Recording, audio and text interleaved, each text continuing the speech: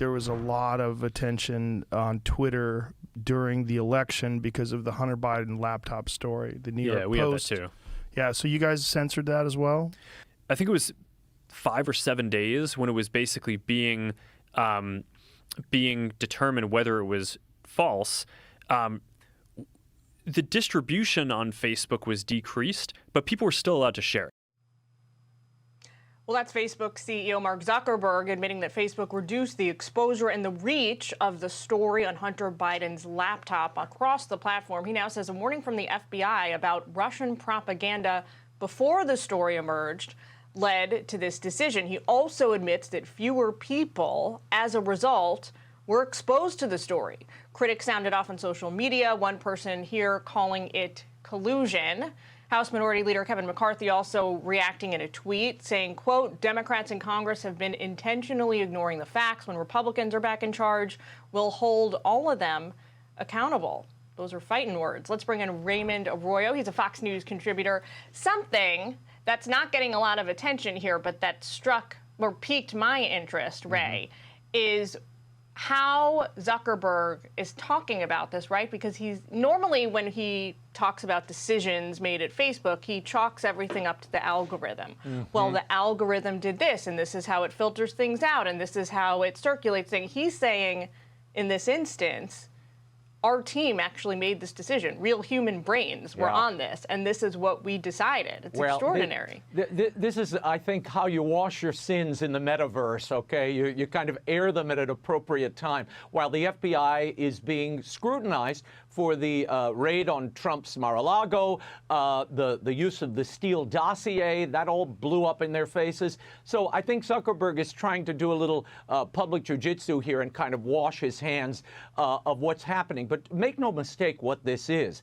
This is really threatening the lifeblood of the Republic. And the lifeblood of the Republic is information, free and fair information. And here you have the FBI, if Zuckerberg can be believed here, leaning in and trying to convince a social media platform to spike information to protect a political party and for partisan purposes. Now, the president just yesterday said the Republicans are a threat to democracy.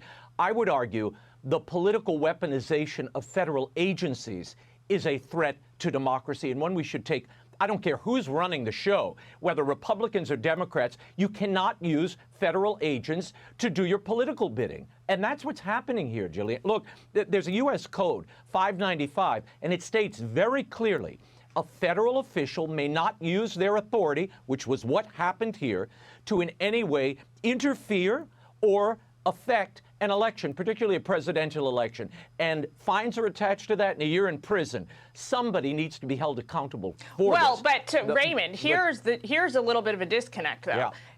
It doesn't sound like the FBI ever told Mark Zuckerberg or anyone at Facebook Russian disinformation is coming, and it's coming in the form of this Hunter Biden laptop story. That was the leap made by Facebook, at least according to Zuckerberg's own comments there on the radio show, right? He's trying to say, well, they warned me, and I assumed that this was the Russian propaganda. But this is the way the game is played. Look, it's a little bit like the predicate for the raid on Mar-a-Lago.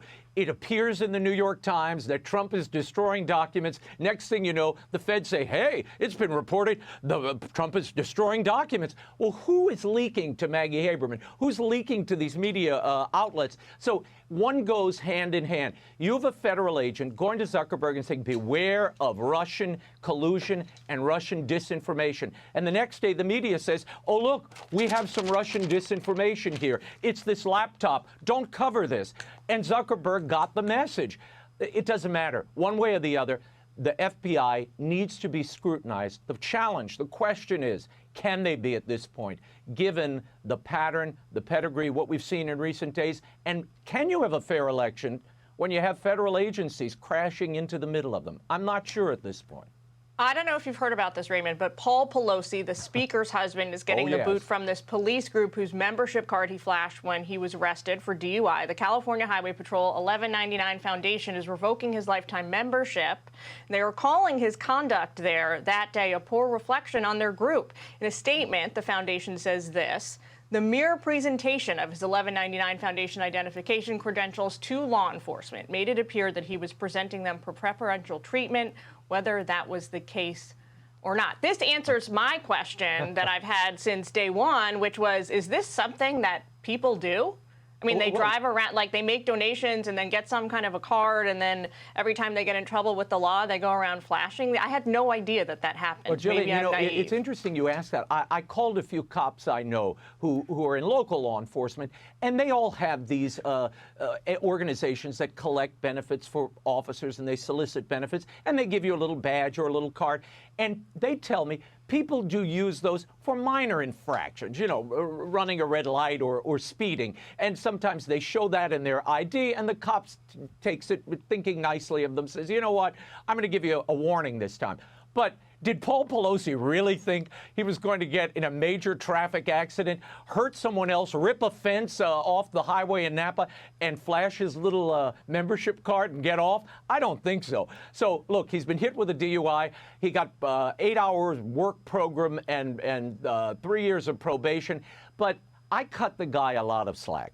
He's married to Pelosi. He was probably hitting a couple of vinos, and he'll welcome the 8 hours out of the house, maybe. Who knows? But this is a silly thing. She said now that he has taken responsibility for that. For what? Has he? For, ramming into somebody else's car while drunk. She says he's taken responsibility. I don't know who he's taken responsibility for that with. Do you? But no, I don't. And I think if you watch the video of his arrest, didn't look like he was taking responsibility there. He didn't even want to submit to the breathalyzer. I mean, I was waiting for him to pull the AARP card and, his AAA card to try to get off. But none of that works. You're in a major traffic accident. You're drinking when you shouldn't be, and you're way over the blood alcohol limit. So he got what he deserved. Probably would have gotten worse had he not been Nancy Pelosi's husband. Perhaps. We also got this, Raymond, a White House senior communications advisor is joining this long list of aides leaving the vice president's office. Herbie Ziskind is now going to join the West Wing as a deputy communications director. We know that at least 13 key staff have left the VP's team. Reports earlier in the year described her office as a toxic work environment. It comes as she is on vacation in Hawaii with her husband, Doug Emhoff. They arrived there just a day before President Biden signed this new spending bill into law, and just days before he announced his student loan bailout plan. What do you make of that? Well, that graphic you just showed, Jillian, that looks like the, Survivor at the beginning of the season. You see all the contestants, and one by one, the squares I go can black. actually tell you that that is what working at the White House is like in any administration, having worked in two. Well, and you know, when you see all of this facing forward staff, most of these people deal with the public, not the policy side of government. There's a reason that they are jumping ship. I mean, when you've got, and I'll run chief of staff, spokesman, deputy press secretary, deputy chief of staff, comms director, director of press operations, and your speechwriter leaving you, it's a problem with the performance of the person in the main job. Kamala Harris can't Raymond, I could talk to you all afternoon, but I got to cut you off and leave you there. Hey everyone, I'm Emily Campagno. Catch me and my co-hosts Harris Faulkner and Kaylee McEnany on Outnumbered every weekday at 12 p.m. Eastern, or set your DVR. Also, don't forget to subscribe to the Fox News YouTube page for daily highlights.